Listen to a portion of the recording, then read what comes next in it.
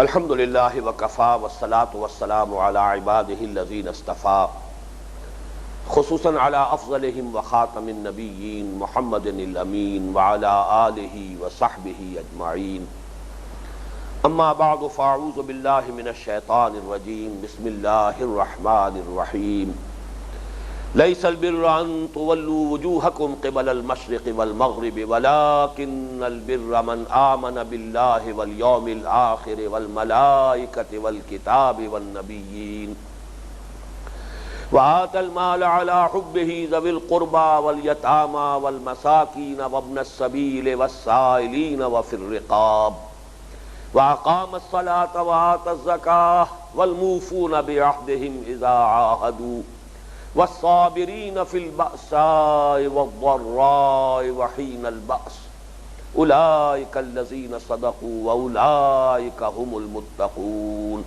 صدق الله العظيم۔ پچھلی 3 نشستوں میں ہم نے آیہ بر کا تقریباً نصف حصہ مکمل کر لیا۔ اب اس روح نیکی کا جب ظہور انسان کی شخصیت میں ہوتا ہے تو اس کے جو مظہر عملی ہیں ان کا بیان شروع ہو رہا ہے۔ یہاں نوٹ کرنے کی بات ہے کہ سب سے پہلا مظہر، عملی مظہر نیکی کا، وہ ہے انسانی ہمدردی، سخاوت، اپنا پیسہ خرچ کر سکنا اس کے محبوب ہونے کے باوجود قرابت داروں پر، یتیموں پر، محتاجوں پر، مسافروں پر، مانگنے والوں پر اور گردنوں کے چھڑانے میں۔ یہ بات بڑی اہم ہے۔ قرآن مجید میں موضوع کے اعتبار سے ترتیب بدل جاتی ہے۔ جیسے اگر اطاعت کا معاملہ زیر بحث ہوگا تو اللہ کی اطاعت کے فوراً بعد رسول کی اطاعت آئے گی۔ محبت کا معاملہ زیر بحث ہوگا تو اللہ کی محبت کے فوراً بعد رسول کی محبت کا ذکر آئے گا۔ لیکن شکر کا معاملہ ہوگا تو اللہ کے شکر کے فوراً بعد والدین کے شکر کا ذکر آئے گا۔ انشکر لی ولوالدیک، یہ اگلے درس میں انشاءاللہ یہ بحث تفصیلاً آ جائے گی۔ وَقَضَىٰ رَبُّكَ أَلَّا تَعْبُدُوا إِلَّا إِيَّاهُ وَبِالْوَالِدَيْنِ إِحْسَانًا، جہاں حقوق کا معاملہ ہوگا تو حقوق سب سے پہلے اللہ کے حقوق ہیں کہ اس کے ساتھ شرک نہ کیا جائے، اور پھر بندوں میں سب سے بڑھ کر اور اولین حقوق والدین کے حقوق ہیں۔ تو گویا کہ عنوان کے اعتبار سے مضامین چاہے بنیادی وہی ہو لیکن ان کی ترتیب بدل جائے گی۔ بالکل وہی معاملہ یہاں ہے کہ اگر تو ارکان اسلام کی بات ہوتی اور جیسے کہ اور دوسرے مواقع پر ایمان کے فوراً بعد نماز اور زکوٰۃ، لیکن یہاں آپ نے دیکھا کہ نماز اور زکوٰۃ کا ذکر مؤخر ہے، اس لیے کہ یہاں بحث ہے نیکی کی حقیقت۔ نیکی کی حقیقت کے اعتبار سے اولین شے، اہم ترین شے، روح نیکی کا مظہر اول وہ ہے انسان میں اس صلاحیت کا موجود ہونا، اس جذبے کا برقرار ہونا کہ وہ کسی کو تکلیف میں دیکھ کر تڑپ اٹھے۔ خنجر چلے کسی پہ تڑپتے ہیں ہم امیر، سارے جہاں کا درد ہمارے جگر میں ہے۔ یہ ہمدردی کا لفظ ہے، ہمدردی یعنی کسی کے درد کو آپ اپنے اندر محسوس کریں۔ اگر یہ حس موجود ہے تو پھر نیکی کی بنیاد ہے۔ نیکی کے لیے گویا کہ جیسے کالمز بنائے جاتے ہیں آج کل تو دوسری منزل پر سٹارٹر چھوڑ دیے جاتے ہیں، گویا کہ روح نیکی کا ظہور اولین جب ہوگا تو اس کا سٹارٹر جو ہے وہ انسانی ہمدردی کا جذبہ ہے۔ اس میں ایک بات نوٹ کر لیجئے کہ علی حب ہی کا ترجمہ بعض حضرات کر دیتے ہیں، حب ہی میں جو ضمیر مجرور ہے اس کو اللہ کی طرف راجع کر کے کہ وہ مال خرچ کریں اللہ کی محبت پر، اللہ کی محبت میں، اللہ کی رضا جوئی کے لیے۔ یہ بات صحیح نہیں ہے، وہ اصلاً تو بات صحیح ہے لیکن وہ بات تو در حقیقت زیر بحث آ چکی ہے۔ وَلَٰكِنَّ الْبِرَّ مَنْ آمَنَ بِاللَّهِ، موٹو تو طے ہو چکا، وہ نیکی نیکی ہی نہیں جو اللہ کے لیے نہ کی جا رہی ہو، وہ تو گویا کہ اب اس کو دوبارہ اس کے اعادے کی ضرورت ہے ہی نہیں۔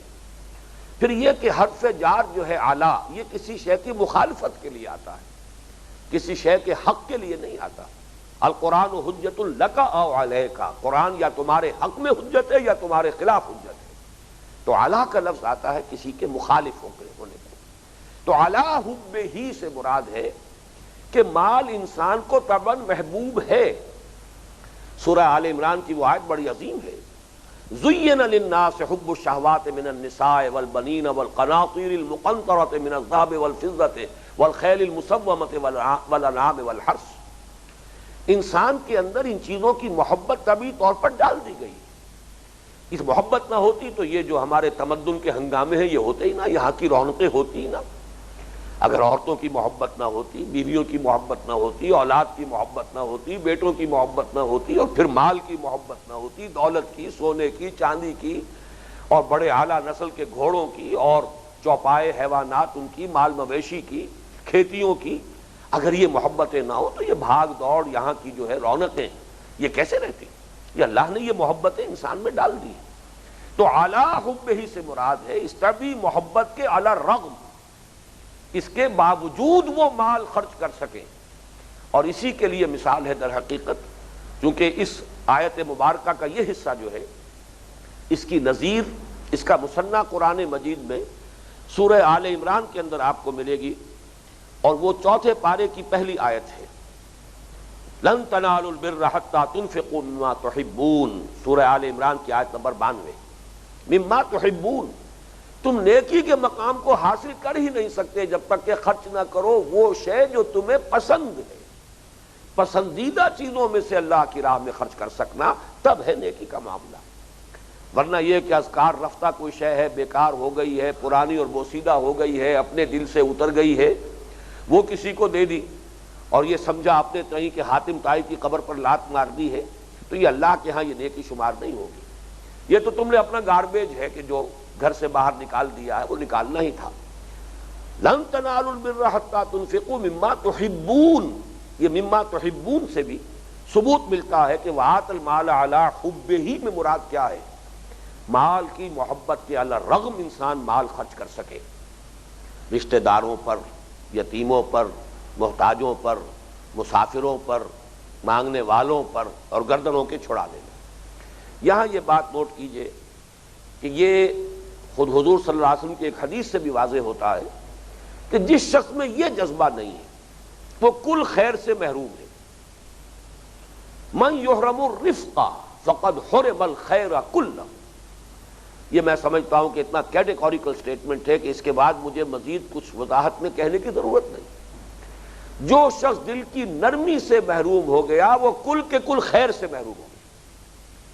کٹھور دل انسان کسی کو تکلیف میں دیکھے، مصیبت میں دیکھے، اگر ایک شکل یہ بھی ہو سکتی ہے کہ انسان کوئی مدد نہ کر سکتا، خود تنگ دست ہو، جیسے کہ سورہ بنی اسرائیل میں فرمایا وَإِمَّا تُعْرِضَنَّ عَنْهُمُ ابْتِغَاءَ رَحْمَةٍ مِّن رَّبِّكَ تَرْجُوهَا فَقُل لَّهُمْ قَوْلًا مَّيْسُورًا، اگر تم خود منتظر ہو رحمت خداوندی کے، یہ استعارہ ہے کہ خود تم تنگ دست ہو، تب بھی یہ ہے کہ جو تمہارے قرابت دار ہوں، جو تم سے مدد کے طالب ہوں، بات ان سے نرمی کے ساتھ کرو، یہ بھی ایک تمہاری طرف سے اچھا رویہ ہو جائے گا۔ کم سے کم جھڑکو نہیں انہیں، سخت انداز اختیار نہ کرو، معذرت کرو، عذر کرو، اپنی مجبوری پیش کر دو، معذرت طلب کر لو، لیکن یہ ہے کہ جھڑکنے کی اجازت نہیں۔ بہرحال من یحرم الرفق فقد حرم الخیر کلہ، جو شخص دل کی نرمی سے محروم ہوا وہ کل کے کل خیر سے محروم ہو گیا۔ اور وہ آیت لن تنالوا البر حتى تنفقوا مما تحبون، تم نیکی کے مقام کو یہاں پہ نوٹ کیجئے، وہی لفظ بر ہے، لن تنالوا البر، نہیں پہنچ سکتے نیکی کے درجے کو جب تک کہ تم خرچ نہ کرو ان چیزوں میں سے جو تمہیں محبوب ہو، تمہاری اپنی پسندیدہ۔ اس سے جو نتیجہ میں نکال رہا ہوں، اگرچہ بظاہر وہ الفاظ آپ کو شاید سخت معلوم ہوں، لیکن میں سمجھتا ہوں کہ بالکل منطقی نتیجہ ہے، لا بد منہ، یہ وہ اس کا نتیجہ ہے کہ جس سے کوئی رستگاری نہیں ہے۔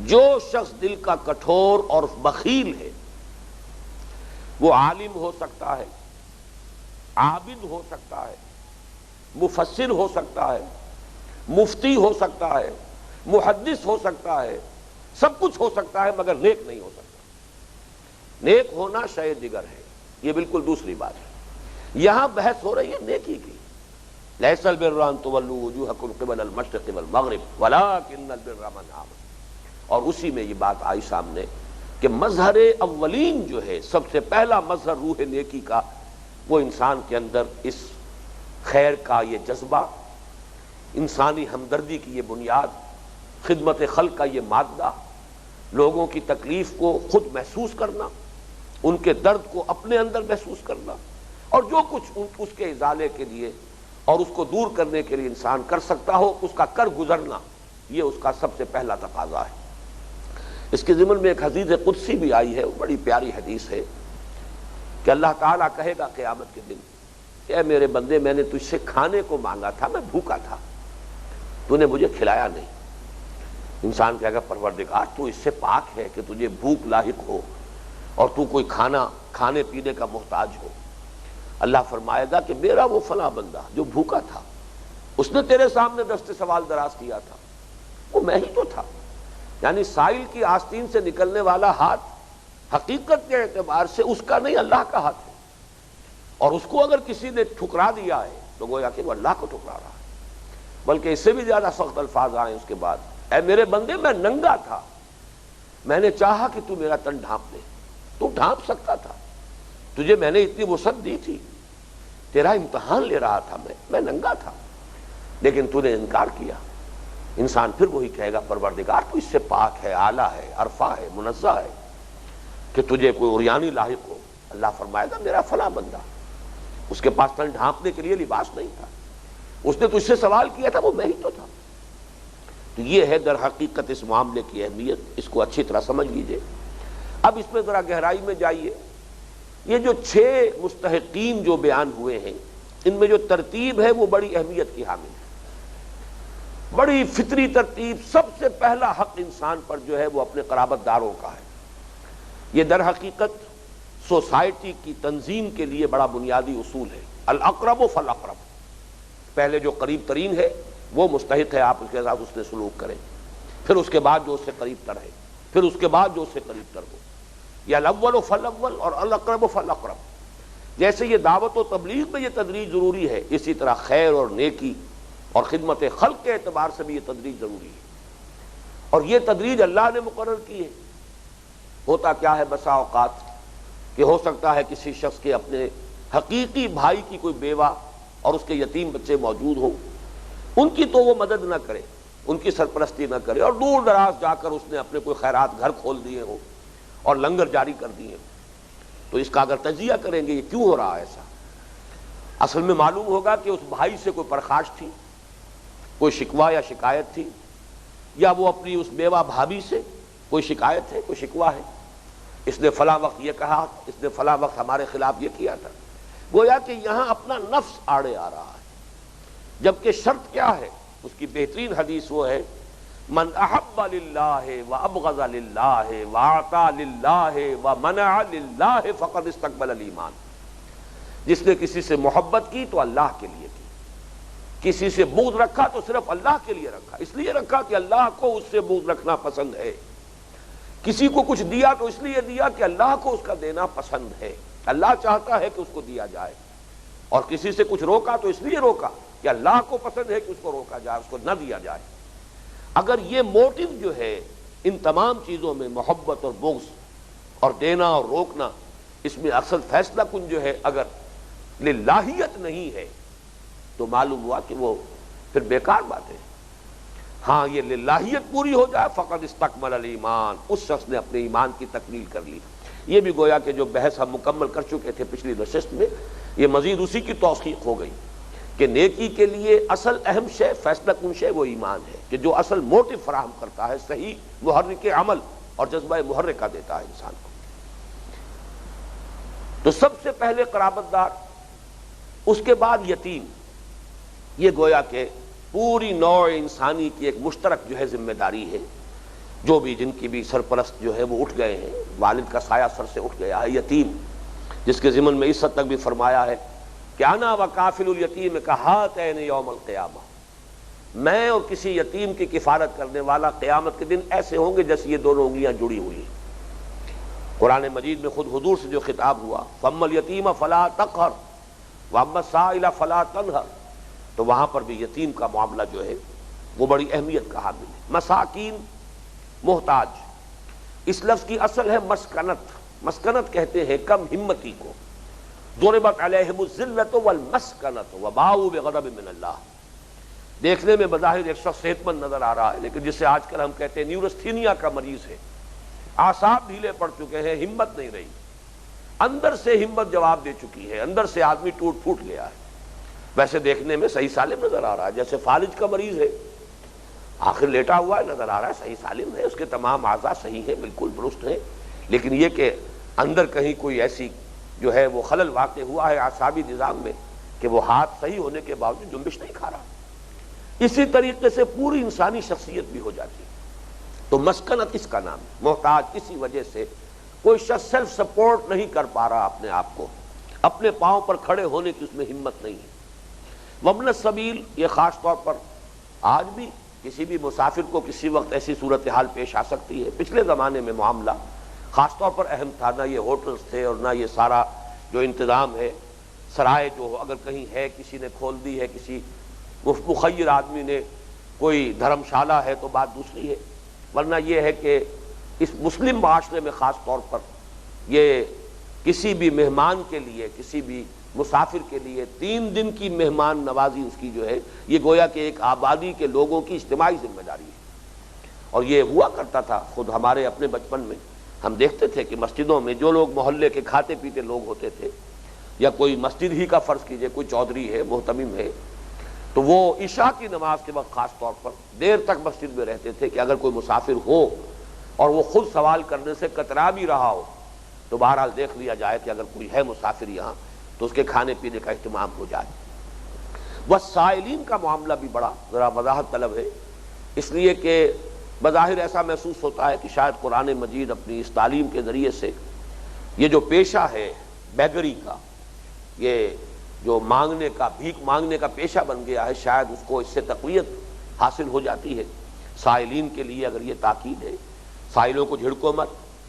یہاں تک بھی فرمایا گیا کہ سائل کو کچھ نہ کچھ اگر دے سکتے ہو تو ضرور دو، خواہ وہ گھوڑے پر سوار ہو کر تمہارے پاس آیا ہو، اس لیے کہ تم نہیں جانتے کہ کسی شخص کے کیا حالات ہیں، کس مخمصے میں وہ پھنس گیا ہے. اب اگر اس نے تمہارے سامنے دست سوال دراز کر ہی دیا، اپنی عزت نفس اپنی ہتھیلی پر رکھ کر تمہارے سامنے پیش کر دی، تو اب یہ تمہاری شرافت اور مروت کے منافی ہوگا کہ تم ٹھوکر مار دو. کچھ دے سکتے ہو دو، نہیں دے سکتے ہو معذرت کر لو، خوش اسلوبی کے ساتھ معذرت کر لینا، یہ بھی صحیح ہے. تو ایک طرف تو یہ اہتمام ہے، وَأَمَّا السَّائِلَ فَلَا تَنْهَرْ وَإِمَّا تُعْرِضَنَّ عَنْهُمْ ابْتِغَاءَ رَحْمَةٍ مِّن رَّبِّكَ تَرْجُوهَا فَقُل لَّهُمْ قَوْلًا مَّيْسُورًا. ایک طرف یہ اہتمام ہے اور تاکید ہے، اور جیسا کہ میں نے عرض کیا ایک حدیث میں یہ الفاظ آئے کہ چاہے وہ گھوڑے پر سوار ہو کر آیا ہو اور سائل ہے، اسے کچھ نہ کچھ دو. لیکن دوسری طرف یہ بھی ہے کہ سوال کی انتہائی مذمت آئی ہے، سوال کرنے سے روکا ہے، یہ ترغیب دلائی گئی ہے، محنت کرو، مشقت کرو، مزدوری کرو، بوجھ اٹھاؤ. جیسے کہ ایک حدیث جو ذرا سے لفظی فرق کے ساتھ آئی ہے حضرت ابو ہریرہ رضی اللہ تعالی عنہ سے، وہ ذرا مختصر ہے لیکن متفق علیہ ہے، بخاری اور مسلم دونوں میں ہے. اور وہی مضمون آیا ہے حضرت زبیر بن العوام رضی اللہ تعالی عنہ، جو یکے از عشرہ مبشرہ ہیں. وحواری الزبیر لکل نبی حواری وحواری الزبیر، میرے حواری ہے زبیر. ان کی روایت ہے جس میں آیا ہے کہ تم میں سے کسی شخص کے لیے یہ بہتر ہے کہ وہ رسیاں لے، پہاڑ پر جائے، لکڑیاں کاٹے، لکڑیوں کا گٹھا پیٹھ پر لاد کر لائے اور اسے بیچے، اور اس سے وہ اپنی عزت نفس کو بچائے. اللہ تعالیٰ جو ہے اس محنت کے ذریعے سے اسے اس سے محفوظ رکھے کہ وہ کسی کے سامنے دست سوال دراز کرے، پھر چاہے تو وہ شخص اسے کچھ دے دے اور چاہے تو اس کا ہاتھ جو ہے خالی لوٹا دے. یہ تو دینے والے کے اختیار میں ہے. تو اس خفت سے بچنا جو ہے اس کے لیے محنت کرنا، مشقت کرنا، لکڑیاں کاٹ کر لانا اور اس کا بوجھ اٹھا کر لا کر اور اسے کہیں آبادی میں بیچنا، یہ کہیں بہتر ہے اس سے کہ کسی کے سامنے دست سوال دراز کرو. تو ان دونوں چیزوں کو سامنے رکھیے کہ در حقیقت اس سے ایک بہت ہی بیلنس تعلیم سامنے آتی ہے. سوال کی مذمت بڑے ہی لطیف انداز میں فرمایا، الید العلیٰ خیر من الید السفلیٰ، اوپر والا ہاتھ نیچے والے ہاتھ سے بہتر ہے. اوپر والا ہاتھ دینے والا ہاتھ ہے، نیچے والا ہاتھ لینے والا ہاتھ ہے. اوپر والا ہاتھ بہتر ہے نیچے والے ہاتھ سے. یعنی کیوں نہیں تم دینے والے بنتے، کیوں لینے والے بنتے ہو؟ محنت کرو، مزدوری کرو. اور اس کی وہ بہترین مثال میرے ذہن میں ابھی آئی کہ جب حضور نے غزوہ تبوک کے موقع پر عام ایک اعلان کیا کہ اب اللہ کے دین پر بڑا کڑا وقت آن پڑا ہے، جو شخص جو کچھ دے سکتا ہو دے، پیش کرے. جو بھی کوئی شخص تعاون کر سکتا ہے مالی لے آئے. اس موقع پر حضرت ابو بکر اپنا کل اثاثہ لے آئے رضی اللہ تعالیٰ عنہ. حضرت عمر جو بھی کچھ ان کے پاس تھا اس کو نصفین میں تقسیم کر کے اس کا آدھا جو ہے گھر میں چھوڑا، آدھا لے آئے. ایک انصاری صحابی کے پاس کچھ نہیں تھا، مزدور. انہوں نے رات بھر محنت کی، مزدوری کی، ایک باغ میں کنویں سے پانی کھینچ کھینچ کر مشقت کر کے اور باغ کو سینچا. صبح کے وقت باغ کے مالک نے کچھ کھجوریں، ظاہر بات ہے کہ تھوڑی نہیں ہوگی، کچھ نہ کچھ 2-4 سیر 5 سیر کھجوریں ان کو دن رات بھر کی اس مشقت کی مزدوری کے طور پر دی. اب انہوں نے اس کے 2 حصے کیے. ایک حصہ جا کر گھر میں دے دیا اپنے اہل و عیال کے لیے، یہ تمہارے لیے دن بھر کا راشن ہے. اور وہ نصف جو ہے اس میں سے لا کر حضور کی خدمت میں پیش کر دیا، یہ میری جانب سے، یہ گویا کہ کنٹریبیوشن ہے میری، یہ میری طرف سے پیش ہے. اور حضور نے پھر اس کی یہ قدر فرمائی، جبکہ جو منافقین وہاں موجود تھے انہیں فکرے چست کیے. جی ہاں، ان کھجوروں کے بغیر تو یہ مہم سر ہو ہی نہیں سکتی. یہ تبوک کی مہم کیسے اس کا ساز و سامان فراہم ہو سکتا ہے جب تک یہ کھجوریں نہ ہو؟ تو مذاق اڑایا، استہزاء کیا، تمسخر اڑایا. لیکن حضور نے اس کا یہ مقام معین کیا کہ فرمایا کہ وہ جو بھی سامان جمع ہوا تھا، اس کا ڈھیر بنا ہوا تھا، ان کھجوروں کو اس پورے ڈھیر کے اوپر پھیلا دو، اس لیے کہ اللہ کی میزان میں یہ اس پورے ڈھیر سے زیادہ وزنی ہے. تو اصل معاملہ نیت کا ہے. تو دینے والے بنو، لینے والے نہ بنو. البتہ یہ تعلیم اپنی جگہ ہے. جس نے اپنی عزت نفس پیش کر دی تمہارے سامنے، اب تمہاری شرافت اور مروت جو ہے اس کے یہ منافی ہوگا کہ اسے ٹھوکر مارو. اس کو اگر کچھ دے سکتے ہو دو، ورنہ یہ ہے کہ بڑے ہی اچھے الفاظ میں، بڑے اچھے انداز میں معذرت کرنا. اس میں وفر رقاب کا ایک مسئلہ جو ہے وہ بھی ذرا وضاحت طلب ہے. پچھلے زمانے میں تو لونڈیاں، غلام، انہیں آزاد کرنا، خریدنا اپنے مال سے، اپنے پیسے سے اور آزاد کر دینا بہت بڑی نیکی کا کام. فک رقبۃ او اطعام فی یوم ذی مسغبہ، سورہ بلد میں جہاں تذکرہ ہوا ہے کہ ایک تنگ گھاٹی میں سے انسان کو گزرنا پڑتا ہے، اس میں سے گزر کر پھر ایمان لائے، کیا کہنے ہیں، نور علی نور. اب وہ ایمان جو ہے پوری بہار اس میں آئے گی، اس کی کھیتی لہلہائے گی. وہ ایمان جو ہے اس کا درخت مثمر ہوگا، اس میں پھل لگیں گے. لیکن یہ کہ اگر اس باٹل نیک میں سے انسان نہیں گزرا تو ایمان کا بیج کہیں پڑ بھی گیا دل میں تو وہ نفاق کی برگوبار لائے گا. وہ ایمان کی اصل جو اس کے ثمرات ہیں وہ ظاہر نہیں ہوں گے. اگر بخل ہے اندر تو وہاں فرمایا ہے کہ وہ گھاٹی کون سی ہے، فلقتحم العقبہ وما ادراک ما العقبہ فک رقبۃ او اطعام فی یوم ذی مسغبۃ یتیما ذا مقربۃ او مسکینا ذا متربہ.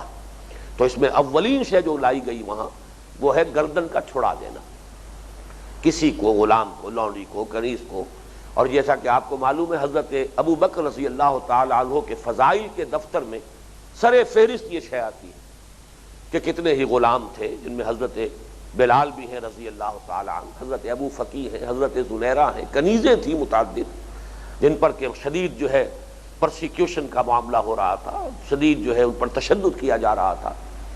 اب منہ مانگے دام دیے ہیں ہر ایک کے، جو بھی ان کے آقا اور مالک تھے اس معاشرے کے اعتبار سے، جو مانگا ہے وہ دیا اور پھر انہیں خرید کر آزاد کیا. لیکن یہ کہ آج کل کے زمانے میں اس کی ایک شکل یہ ہے کہ کوئی شخص کسی وقت اگر کسی ایسی صورت سے دوچار ہو جائے، کوئی قرض کے اندر جکڑا گیا، اب اگر آپ 20 میل مدد کریں گے اس کی تو یہ تو ہو سکتا ہے کہ اس کو فاقے سے بچا لیں، لیکن اس بندھن سے نہیں نکل پائے گا وہ جب تک کہ کوئی لمپ سم مدد نہ کی جائے اور ایک دفعہ اس جال سے اسے نکال لیا جائے. اور یہ چیز ہمارے ہاں ان کمیونٹیز میں بہت نمایاں طور پر موجود ہے. یہ جو مائنورٹی کمیونٹیز ہیں، اسماعیلی ہوں، اسی طرح کی جو اور کمیونٹیز ہیں، ان کے اندر بڑا اہتمام ہوتا ہے اس کا کہ ان کا کوئی ساتھی ہے، کسی کاروبار میں کہیں پھنس گیا ہے، کوئی بہت بڑا اسے نقصان آ گیا ہے، ایک دم دیوالا نکل گیا ہے، کوئی اور ایسی صورت ہے کہ مخمصے میں آ گیا ہے. تو یہ نہیں کہ اب اسے خیراتی بنا دیا جائے مستقل، اور اس کے لیے صرف جو ہے ماہانہ وظیفہ جو ہے صرف اس کے راشن کے لیے، کھانے پینے کے لیے اس کو دیا جائے، بلکہ یہ کہ اس کی ایک یکمشت لمسم مدد کی جائے، اس سے وہ اس مخمصے سے نکلے اور پھر وہ ان کی کمیونٹی کا ایک باعزت فرد بن جائے، پھر اپنے پاؤں پر کھڑا ہو جائے، بجائے اس کے کہ مستقل ایک بھکاریوں کی فہرست میں ایک بھکاری کا اضافہ ہو جائے۔ اسے ایک دم نکالو تاکہ وہ پھر اپنے پاؤں پر کھڑا ہو کر آپ کے ہی ساتھ ایک باعزت شہری کی حیثیت اختیار کرے۔ تو یہ بھی گویا کہ وفر رقاب کے ذیل میں آئے گا۔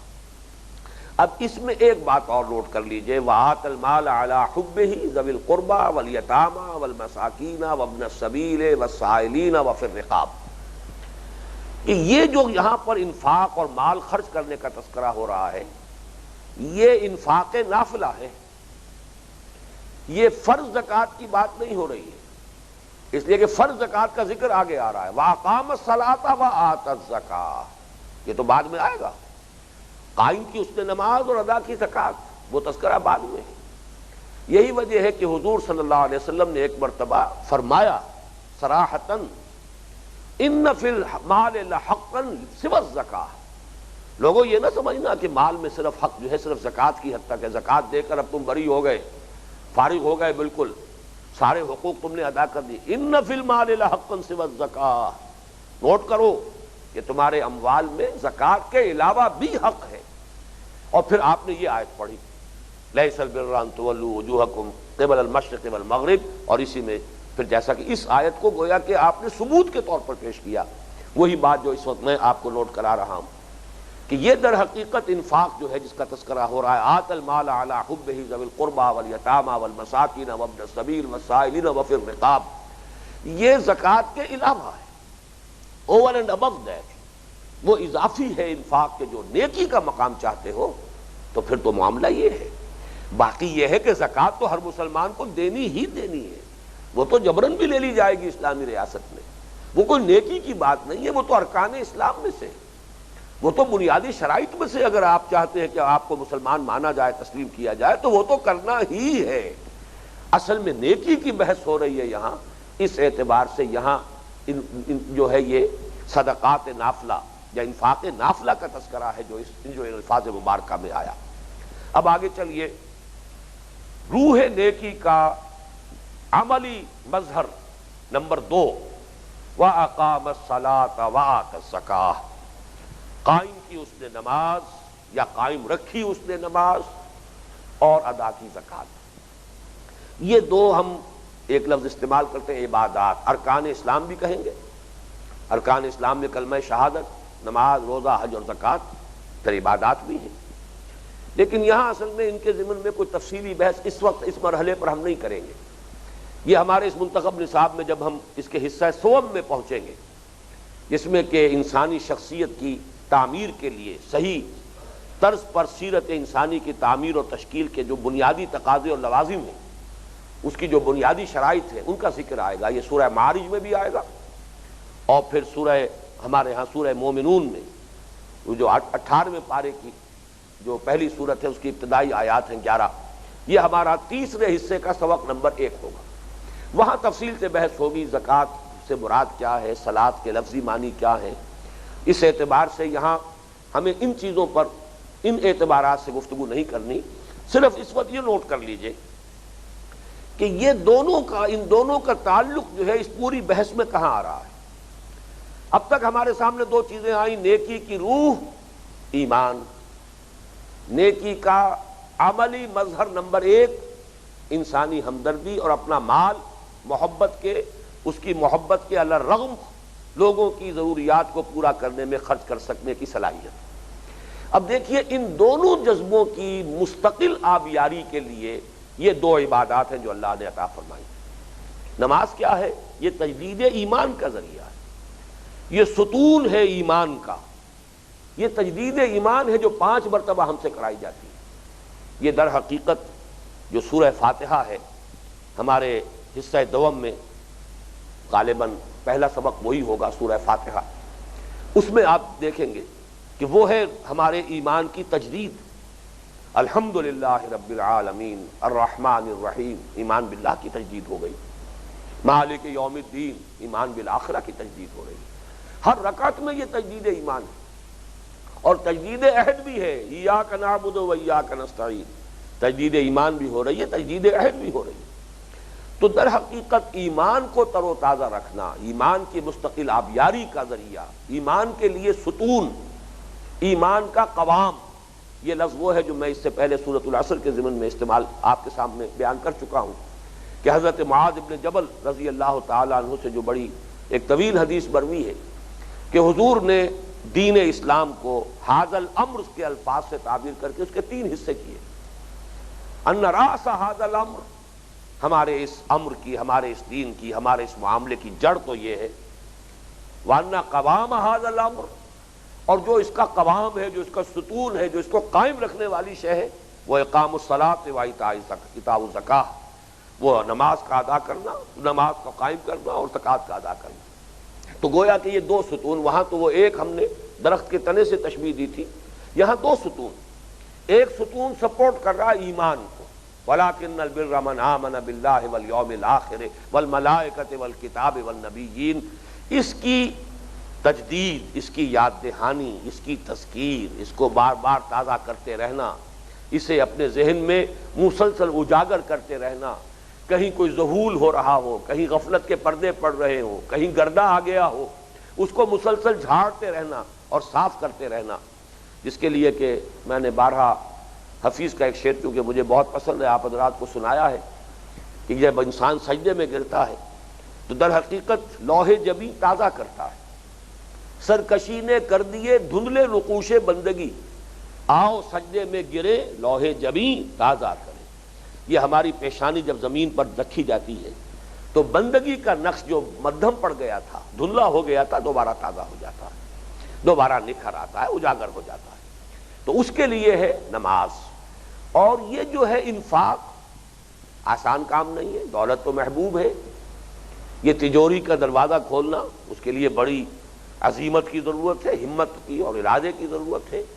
اس کے لیے یہ ہے کہ یہ ہے جو سب سے کم اللہ تعالیٰ نے اس جذبے کو برقرار رکھنے کے لیے زکوٰۃ کا معاملہ، یہ تو دینا ہی ہے۔ اس بوتل کا منہ کھلے تو صحیح، زکوٰۃ کے ذریعے سے منہ تو کھلے گا، اب اس کے بعد جب بوتل کا منہ کھل جائے گا تو اس میں سے کچھ اور بھی مزید کے بھی نکلنے کا امکان ہے، اس سے کچھ اور بھی برآمد ہو سکے گا۔ لہذا گویا کہ یہ زکوٰۃ جو ہے اس انفاق کے لیے، اس کے لیے ستون ہے، جیسا کہ میں عرض کر چکا وہ انفاق نافلہ ہے، اس کو سپورٹ کرنے کے لیے یہ جو انفاق واجبہ ہے، یہ جو صدقہ واجبہ ہے، یہ جو فرض انفاق ہے، یہ گویا کہ اس کے ستون کی حیثیت سے ہے۔ باقی جیسا کہ میں نے عرض کیا، یہاں اس کو اپنے ذہن میں رکھیے کہ نیکی کے مظاہر میں یہ نمبر 2 پر آئی ہے نماز اور زکوٰۃ، حالانکہ ویسے ارکان اسلام کے اعتبار سے یہ نمبر 1 پر آئے گی۔ ایمان کے فوراً بعد انہوں نے وہ ایمان لائے، انہوں نے نماز قائم کی، زکوٰۃ ادا کی۔ ایمان، اقامت الصلاۃ، ایتاء الزکوٰۃ، یہ بالکل جڑے ہوئے آئیں گے، جیسے کہ میں نے حضور کی حدیث بیان کی ہے کہ ہاتین، آپ تینوں انگلیاں جوڑ لیجئے، ایمان، نماز، زکوٰۃ، یہ تینوں جڑے ہوئے ہیں، لیکن یہاں فصل کیا گیا، اس لیے کہ یہاں موضوع اور ہے، یہاں نیکی کی بحث ہے، لہذا وہاں اول درجے پر لائے ہیں وہ انسانی ہمدردی کا جذبہ، خدمت خلق کا مادہ۔ اب آگے چلیے، والموفون بعہدہم اذا عاہدوا، اور پورا کرنے والے اپنے عہد کے جبکہ باہم معاہدہ کر لیں۔ اس کے ضمن میں جیسا کہ میں اشارے کرتا رہا ہوں، پچھلی 3 نشستوں میں بھی اس کا تذکرہ ہو چکا ہے کہ در حقیقت تمام معاملات انسانی کا آپ تجزیہ کریں گے تو وہ معاہدوں پر مبنی ہے، یا وہ معاہدے جو ہے وہ باضابطہ کیے جاتے ہیں، وہ ایکسپریس ایک معاہدہ ہے جو کیا جا رہا ہے، یا امپلائیڈ معاہدہ ہے، مثلا والدین اور اولاد کے مابین کہیں کوئی معاہدہ طے تو نہیں ہوا لیکن امپلائیڈ ہے معاہدہ، والدین اپنی جوانی انویسٹ کرتے ہیں اولاد میں اور گویا کہ وہ متوقع ہوتے ہیں، اور یہ اس کا ایک کبھی تقاضا ہے کہ جب اولاد جوان ہو جائے اور والدین بوڑھے ہوں تو اب وہ اپنے آپ کو اور اپنی توانائیوں کو صرف کریں ان کی خدمت میں، ان کی خبر گیری میں، ان کی ضروریات کی بہم رسانی میں۔ یہ اگرچہ کہیں لکھی ہوئی بات تو نہیں ہے، کہیں طے تو نہیں پائی ہے، لیکن یہ کہ یہ ایک امپلائیڈ کانٹریکٹ ہے والدین کا اولاد کے ساتھ، یہ ہمارے معاشرے کے اندر یہ انڈرسٹوڈ ہے۔ اس سے آگے چلیں پوری جو ہماری آئلی زندگی ہے جس کا نقطۂ آغاز ہے شادی. شادی کیا ہے؟ ایک سوشل کانٹریکٹ ہے. آج کل تو یہ لفظ استعمال بھی ہوتا ہے. یہ ایک عمرانی معاہدہ ہے، ایک مرد اور ایک عورت کے مابین معاہدہ ہے پوری زندگی کا نباہ کرنے کا، جس میں مجھے بڑی خوشی ہوئی تھی یہ معلوم کر کے کہ عیسائیوں میں جب یہ شادی ہوتی ہے تو لڑکی یہ بھی کہتی ہے کہ آئی ول اوبے ہم، میں اپنے شوہر جس کو میں شوہر کی حیثیت سے اس وقت قبول کر رہی ہوں، میں اس کی فرما بردار رہوں گی، اس کا کہنا مانوں گی. اس لیے کہ یہ سارا فرگوسن جس کی اب طلاق ہو چکی ہے، جب اس کی شادی ہونے والی تھی تو اس کے کچھ الفاظ اخبارات میں آئے تھے. I am not that timid type of woman. I won't say these words. میں اس طرح کی لڑکی نہیں ہوں کہ میں یہ الفاظ کہوں کہ میں اس کا حکم مانوں گی. یہ الفاظ میں نہیں کہوں، کہنے پڑے ہوں گے اسے. اس لیے کہ بہرحال شاہی خاندان کی شادی تھی، چرچ میں ہوئی ہے، اور وہاں ادھر بال سے برابر بال بھر بھی ادھر سے ادھر ہونے والی بات نہیں، کہنے پڑے ہوں. تو معاہدہ ہے، پوری زندگی کے لیے ایک عہد ہے، قول و قرار ہے. حقوق و فرائض کا تعین کیا گیا ہے، اب اس کو پورا کرنا. اسی طرح ایک شخص جو ہے محنت مزدوری کر رہا ہے آپ کے ہاں، 8 گھنٹے کے لیے کام کرنا اس نے مانا ہے. اب اگر وہ محتاج رہے اس کا کہ کوئی دیکھ ہی رہا ہو تو کام کرے، تو گویا کہ وہ اپنا عہد پورا نہیں کر رہا. اسے 8 گھنٹے کام کرنا چاہیے اپنے عہد کے تحت بندھے ہوئے ہونے کے باعث. اگر اس میں ایفائے عہد ہے تو امکان بھر اسے محنت کرنی ہے. امپلائی اور امپلائر کانٹریکٹ ہے. یہ بڑے بڑے مناصب جو ہیں ہمارے، یہ لوگ کھڑے ہوتے ہیں ہاتھ اٹھا کر عہد کرتے ہیں، معاہدہ ہے قوم کے ساتھ، پوری قوم کے ساتھ معاہدہ. اس اعتبار سے باقی بزنس جو ہے ہمارے ہاں آج کل بڑا بزنس جو ہے وہ تو اکثر و بیشتر سپلائی کے کانٹریکٹس ہیں. کوئی اور چیز جو ہے اس کا کوئی سودا ہوتا ہے وہ بھی کانٹریکٹ کی شکل میں ہوتا ہے. کنسٹرکشن ہے تو کانٹریکٹ کی شکل میں ہے ہی. گویا کہ تمام انسانی معاملات در حقیقت اس معاہدے پر مبنی. ایک اگر شے پیدا ہو جائے ایفائے عہد کا مادہ تو معلوم ہوگا کہ تمام سٹریم لائننگ ہو جائے گی بین الانسانی معاملات. ہر مزدور کام اس لیے کر رہا ہو کہ میں نے معاہدہ کیا ہے کہ مجھے کام کرنا ہے، مجھے اتنے روپے ملیں گے اس کام کے جو مجھے کرنے ہیں. ہر ملازم جو ہے وہ کام کر رہا ہو اپنی امکانی حد تک کہ میرا معاہدہ ہے، مجھے اپنی صلاحیتیں لگانی ہے، کھپانی ہے. ہر جو ذمہ دار ہے قومی زندگی میں وہ اپنی امکانی حد تک جو ہے دیانتداری کے ساتھ اپنے فرائض کو ادا کر رہے ہیں، اور وہ اس وجہ سے کہ ایک معاہدہ ہے جس کی پیروی کرنی ہے. اسی لیے اس کی تاکید کے لیے فرمایا گیا کہ وَأَوْفُوا بِالْعَهْدِ إِنَّ الْعَهْدَ كَانَ مَسْئُولًا. عہد کو پورا کیا کرو. عہد کے بارے میں باز پرس ہو، کیا معاہدہ تم نے کیا تھا، اس کو پورا کیا یا نہیں کیا، اس کے بارے میں پورا حساب کتاب دینا ہوگا. اور 2 مرتبہ جس کا میں نے ابھی تذکرہ کیا ہے، جو ہمارے اس منتخب نصاب کے تیسرے حصے کا پہلا درس ہوگا، سورہ مومنون اور سورہ معارج کی آیات پر مشتمل. دونوں مقامات پر آیت آئی ہے وَالَّذِينَ هُمْ لِأَمَانَاتِهِمْ وَعَهْدِهِمْ رَاعُونَ. وہ لوگ جو اپنی امانتوں اور اپنے عہد کی حفاظت کرنے والے، پوری پاسداری کرنے والے. بلکہ یہ کہ ایک روایت جو ہے حضرت انس ابن مالک رضی اللہ تعالی عنہ سے، اس کے الفاظ میں سمجھتا ہوں کہ اس میں حرف آخر ہے اس موضوع پر. وہ فرماتے ہیں کہ قلما خطبنا رسول اللہ صلی اللہ علیہ وسلم الا قال. شاید ہی کبھی ایسا ہوا ہوگا کہ حضور نے ہمیں خطبہ ارشاد فرمایا ہو اور یہ الفاظ اس میں نہ آپ نے ارشاد فرمائے ہوں، لا ایمان لمن لا امانت له ولا دین لمن لا عہد له. جس شخص میں امانت داری کا وصف نہیں، اس کے اندر کوئی ایمان نہیں، جس میں عہد کی پاسداری نہیں، اس کا کوئی دین نہیں. کتنا کیٹیگوریکل سٹیٹمنٹ ہے. لیکن یہ صرف کیٹیگوریکل نہیں ہے، بہت لاجیکل بھی ہے. اس لیے کہ دین نام ہے معاہدے کا. کل دین، کل شریعت جو ہے بندے اور اللہ کے درمیان ایک معاہدہ ہے. اسی لیے اس کو کہا گیا وَمِيثَاقَهُ الَّذِي وَاثَقَكُم بِهِ. یہ شریعت جو ہے جو اللہ نے ہمیں عطا فرمائی ہے، یہ میثاق ہے. میثاق کسے کہتے ہیں؟ باندھ لینے والی شے. یہ میثاق، میوثاق، یہ در حقیقت اس میں آلہ ہے، باندھ لینے والی شے. در حقیقت جب ہم کہتے ہیں ایاک نعبد و ایاک نستعین، یہ بہت بڑا عہد ہے جو ہم کر رہے ہیں. اب ظاہر بات ہے جس شخص کے اندر انسانوں کے ساتھ عہد کر کے پورا کرنے کا مادہ ہوگا وہ یقیناً اللہ کے ساتھ بھی عہد کو نبھائے گا. جو انسانوں کے ساتھ چھوٹے چھوٹے عہد اور معاہدے کرتے ہیں ان کو پورا نہیں کرتے، وہ اللہ کے ساتھ پوری زندگی کا اتنا بڑا معاہدہ کیسے پورا کریں گے؟ تو لا دین لمن لا عہد لہ، کوئی دین نہیں اس شخص کا جس کے اندر عہد کی پاسداری نہیں. بہرحال اس نیکی کے بحث میں اس کا جو مقام ہے کہ وہ جو روح نیکی انسان کی شخصیت میں سرایت کر کے جب اس کے اثرات ظاہر ہوتے ہیں تو نمبر ایک انسانی ہمدردی اور خدمت خلق کا مادہ، نمبر دو عبادات نماز اور زکوٰۃ اہم ترین، نمبر تین معاملات انسانی کی اسٹریم لائننگ کے لیے ایفاء عہد۔ اب آخری حصہ آ گیا والصابرین فی البأساء والضراء وحین الباس، اور بالخصوص صبر کرنے والے۔ یہ بالخصوص کا لفظ کہاں سے آ گیا؟ اس کو تھوڑا سا نوٹ کر لیجئے کہ صابرون نہیں کہا، حالانکہ اس سے پہلے آیا والموفون بعہدہم اذا عاہدوا، یہ حالت رفعی میں ہے۔ یہاں یہ جو ہے حالت نصبی میں کیسے آ گیا؟ یہ حالت نصبی ہے، یہ حالت جری ہے۔ والصابرین یہ کیوں آیا؟ اس سے اشارہ ہو گیا کہ یہاں کوئی شے محذوف ہے۔ وَأَخُصُّ بِذِكْرِ الصَّابِرِينَ، اور خصوصیت کے ساتھ میں ذکر کر رہا ہوں صبر کرنے والوں، یعنی در حقیقت انسان کی شخصیت کا اصل امتحان ہوتا ہے یہاں آ کر۔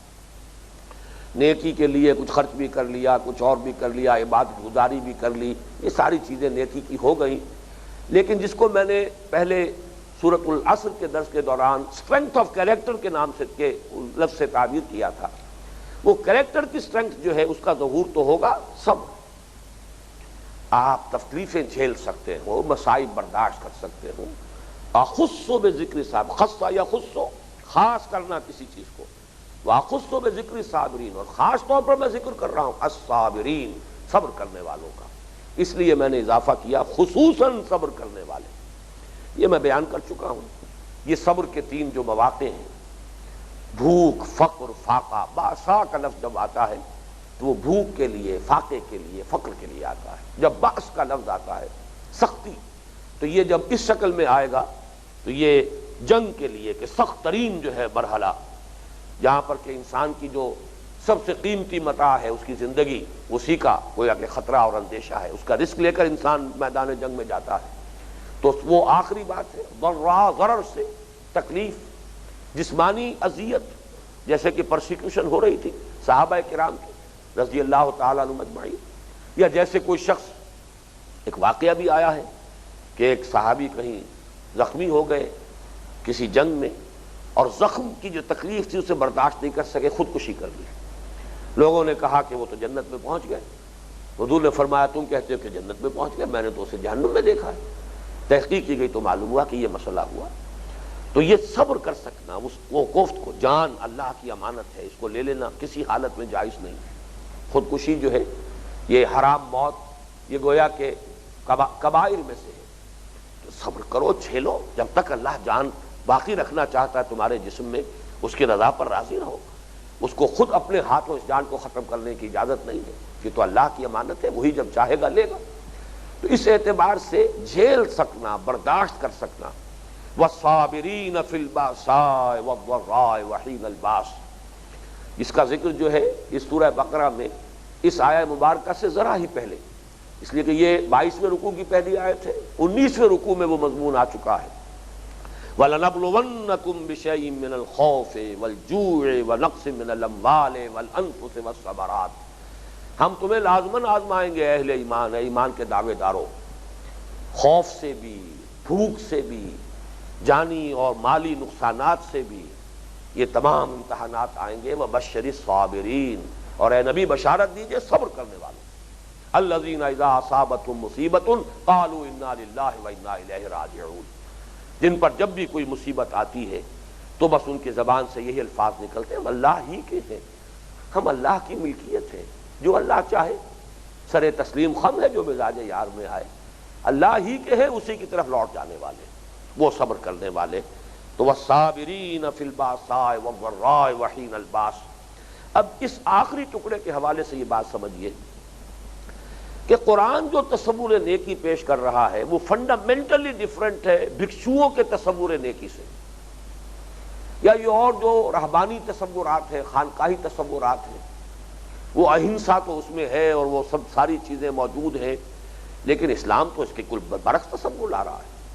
آپ کہہ سکتے ہیں یہ بڑا ایگریسو کانسیپٹ ہے نیکی کا، اس میں جنگ کا تصور بھی ہے، حالانکہ عام انداز میں تو یہ کہا جائے گا کہ یہ جنگ تو بہت بری شے ہے، نہیں، اگر وہ جنگ حق کے لیے لڑی جا رہی ہے، اگر وہ جنگ نیکی کا بول بالا کرنے کے لیے لڑی جا رہی ہو تو یہ نیکی کا بلند ترین مقام ہے، یہ اللہ تعالیٰ کی محبوبیت کا مقام ہے۔ ان اللہ یحب الذین یقاتلون فی سبیلہ صفا کانہم بنیان مرصوص۔ اسلام کی نیکی وہ نہیں ہے کہ جو زندگی کا اصل میدان ہے وہ اشرار کے حوالے کرے، بدماشوں کے حوالے کر کے خود کونوں کھدروں میں جا کر خانقاہوں کے اندر یا پہاڑوں کی غاروں میں جا کر چھپ جائے اور وہاں پناہ لے لے۔ وہ نیکی اسلام کی نیکی نہیں ہے۔ اسلام کی نیکی تو وہ ہے جو ان تمام منزلوں سے گزر کر، یہ شرط لازم ہے، ان منزلوں سے گزری ہو، وہ ایمان بھی ہو، وہ بنیادی اخلاقی جو تقاضے ہیں وہ بھی پورے ہو رہے ہو، پھر یہ ہمت بھی ہو کہ باطل کی آنکھوں میں آنکھیں ڈال کر بدی سے پنجہ آزمائی کرے، باطل سے مقابلہ کرے۔ یہ ملیٹنٹ اسلام جس کو آج کہا جا رہا ہے، اس میں کوئی شک نہیں ہے کہ اسلام کے اندر یہ ملیٹنسی ہے۔ اسلام باطل کو، اگر طاقت ہے اہل حق کے ہاتھ میں طاقت ہے، پھر وہ باطل کے وجود کو گوارا کرے تو ظاہر بات ہے پھر حق کے ساتھ ان کی وفاداری جو ہے مشکوک ہو جائے گی، وہ تو بات۔ لیکن یہ کہ انفرادی سطح پر کسی کو مجبور نہیں کیا جائے گا کہ وہ اپنا مذہب تبدیل کرے، لیکن باطل کی بالادستی، ایک ظالمانہ نظام کی بالادستی، اس کو قبول نہیں کیا جائے گا۔ طاقت ہوگی تو اس کو ختم کیا جائے گا۔ تو باطل سے پنجہ آزمائی، میدان میں آ کر اسے للکارنا، بدی سے آنکھوں میں آنکھیں ڈال کر اس سے مقابلہ کرنا، اسے چیلنج کرنا، یہ ہے نیکی کا بلند ترین مقام۔ یہ گویا کہ نیکی کی معراج ہے۔ اسی سے ایک بات ثابت ہو گئی، جب یہ کردار جو یہاں پر قرآن مجید بیان کر رہا ہے، جن کے اندر روح ایمان ہے، جو خادم خلق ہیں، جو ہمدردی کا پتلا ہیں، جو نماز کے اور زکوٰۃ کے پابندی کرنے والے ہیں، جو ایفاء عہد کرنے والے ہیں، ان کی جنگ کس مقصد کے لیے ہوگی؟ ظاہر بات ہے وہ جنگ اپنے ذاتی مفادات کے لیے نہیں کر سکتے۔ وہ جنگ جو ہے وہ صرف اپنے اقتدار کے حصول کے لیے، تلک الدار الآخرۃ نجعلھا للذین لا یریدون علوا فی الارض ولا فسادا، اپنا اقتدار مطلوب نہیں ہو سکتا انہیں۔ یہ چیز تو اس پورے فریم میں فٹ ہوتی نہیں۔ یہ پوری ایک شخصیت ہے، ایک پوری کردار کی تصویر کشی کی گئی ہے، کردار نگاری ہے جو اس ایک آیت میں موجود ہے۔ اس میں کہیں بھی یہ بات فٹ نہیں ہو سکتی۔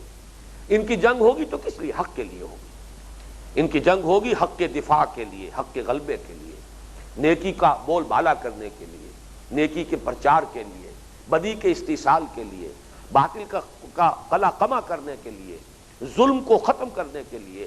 یہ گویا کہ امپلائڈ ہو گیا سورۃ العصر میں جو تیسری شرط لازم ہے نجات کی، وتواصوا بالحق، یہ گویا کہ اس آیہ مبارکہ میں اگرچہ صراحتاً مذکور نہیں ہے، لیکن یہاں لفظ جنگ پر اگر آپ غور کریں گے اور اس پورے کردار میں اگر اس کے لیے مقام تلاش کریں گے تو اس میں خود بخود پس منظر میں بات نظر آئے گی کہ اعلاء کلمت اللہ کے لیے، اقامت دین کے لیے، حق کا بول بالا کرنے کے لیے، لتکون کلمت اللہ العلیٰ، اللہ کا بول بالا کرنے کے لیے، اور ظلم کے استحصال کے لیے، تواصوا بالحق، در حقیقت یہ اسی کا نتیجہ ہوگا کہ اس کے لیے وہ تکلیفیں جھیلیں، فقر و فاقہ برداشت کریں۔ چنانچہ وہ آیت بھی جو میں نے ابھی آپ کو سنائی ہے سورہ بقرہ کی، جو 19ویں رکوع کی آیت ہے، تو وہ 17ویں رکوع میں جو اس امت کا اصل مقصد آیا ہے، وَكَذَلِكَ جَعَلْنَاكُمْ أُمَّةً وَسَطًا لِتَكُونُوا شُهَدَاءَ عَلَى النَّاسِ وَيَكُونَ الرَّسُولُ عَلَيْكُمْ شَهِيدًا۔ تمہیں ایک امت وسط بنایا ہی اس لیے گیا ہے کہ تم گواہی دو پوری نوع انسانی پر، حق کی گواہی، اللہ کے دین کی گواہی دے، تو بھی محمد کی صداقت کی گواہی تمہیں گواہی دینی ہے، جیسے کہ ہمارے رسول نے تم پر گواہی دی ہے، وہ تم پر گواہ بنے، تم پوری نوع انسانی پر گواہ بنو۔ اس کے لیے ہے مسلمانوں کان کھول کر سن لو، یا ایھا الذین آمنوا استعینوا بالصبر والصلاۃ، اور اسی میں آگے آیا وَلَنَبْلُوَنَّکُم بِشَیْءٍ مِّنَ الْخَوْفِ وَالْجُوعِ وَنَقْصٍ مِّنَ الْأَمْوَالِ وَالْأَنفُسِ وَالثَّمَرَاتِ۔ یہ گویا کہ شواہد ہے جس کی بنا پر اس آیہ مبارکہ میں بھی چاہے صراحتاً مذکور نہیں ہے تواصوا بالحق کی کوئی چیز، لیکن یہ کہ وہ یہاں مقدر ہے، محذوف ہے، انڈرسٹوڈ ہے۔ اب آخری ٹکڑا، اولئک الذین صدقوا، یہی وہ لوگ ہیں جو سچے ہیں۔ قرآن مجید میں یہ لفظ آئے گا بار بار، چنانچہ صحیح ایمان کی ڈیفینیشن کے بعد سورہ حجرات میں الفاظ آئیں گے، انما المؤمنون الذین آمنوا باللہ ورسولہ ثم لم یرتابوا وجاہدوا باموالہم وانفسہم فی سبیل اللہ اولئک ھم الصادقون۔ یہ صدق کا لفظ جو ہے وہ صرف سچی بات کہنے کے لیے نہیں آتا، راست کردار ہو، راست گو ہو انسان، راست جو ہے اس کی راست باز ہو، راست گو ہو، راست کردار ہو، پوری شخصیت کے اندر صداقت جو ہے وہ اگر سرایت کیے ہوئے ہو تو اولئک الذین صدقوا، یہ ہے حقیقت میں سچے لوگ، ان کا قول سچا۔ اگر ان کا دعویٰ کوئی نیکی کا ہے، حالانکہ کوئی نیک آدمی نیکی کا دعویٰ نہیں کرتا، لیکن اگر دعویٰ کرے تو اپنے دعوے میں سچے ہوں گے۔ یہ لوگ ہیں کہ جو سچے انسان ہیں، یہ لوگ ہیں جو سچے صاحب ایمان ہیں، یہ کردار جن کو حاصل ہے وہ سچے مسلمان ہیں۔ وَأُولَٰئِكَ هُمُ الْمُتَّقُونَ، یہ گویا کہ ایک اضافی بات ہے جو یہاں جاتے جاتے یوں سمجھیے آخری تحفہ اللہ نے دیا اس آیت میں، کہ ضمنی طور پر یہ بھی سمجھ لو تقویٰ اسے کہتے ہیں۔ تقویٰ کا خاص طور پر معاملہ یہ ہے کہ وہ تو ہمارے ذہنوں میں بس کچھ ظواہر اور مظاہر کے ساتھ وابستہ اور متعلق ہو کر رہ گیا ہے، خاص قسم کی وضاحت، خاص قسم کا لباس، خاص قسم کا اٹھنا بیٹھنا، یہ جو حرکات و سکنات ہے، بس یہ تقویٰ ہے۔ اولئک هم المتقون، حقیقت میں تقویٰ اسے کہتے ہیں۔ اور اس اعتبار سے نوٹ کیجئے جو میں نے پچھلی نشست میں آپ کو جس آیت کا حوالہ دیا تھا بر اور لیسا کی بحث میں، لیس البر بأن تأتوا البیوت من ظہورها ولکن البر من اتقى، یہاں ہے ولکن البر من آمن باللہ والیوم الآخر، اور آخر میں لفظ آیا اولئک هم المتقون، گویا کہ اس پوری آیت کو وہاں سمو لیا گیا ایک لفظ لا کر، ولیس البر بأن تأتوا البیوت من ظہورها ولکن البر من اتقى، نیکی تو حقیقت میں اس کی ہے جس میں تقویٰ ہو، اور تقویٰ کس میں ہوگا؟ ریفر ٹو آیت نمبر 177۔ گویا کہ قرآن مجید کو بھی اس حوالے سے القرآن یفسر بعضہ بعضا، قرآن کا ایک حصہ دوسرے حصے کی تفسیر کرتا ہے۔ اس حوالے سے ہمیں تقابل آیات کے ذریعے سے ان کے اندر ہمیں اور رہنمائی ملتی ہے، گہری بصیرت حاصل ہوتی ہے۔ تو گویا کہ یہاں یہ بات بھی سامنے آ گئی، یہی مطلوبہ کردار ہے، یہ پیکر ہے نیکی کا۔ روح نیکی حقیقتاً اگر موجود ہے تو انسانی شخصیت میں سرایت کرے گی، تو یہ حیولہ ہے انسانی شخصیت کا جو سامنے آئے گا۔ دعا کیجئے اللہ تعالی ہمیں ان لوگوں میں شامل کرے۔ اللہم ربنا اجعلنا منہم، اللہم ربنا اجعلنا من عبادک الذین آمنوا وعملوا الصالحات وتواصوا بالحق وتواصوا بالصبر، اللہم ربنا اجعلنا من عبادک الصادقین وعبادک المتقین، آمین یا ارحم الراحمین۔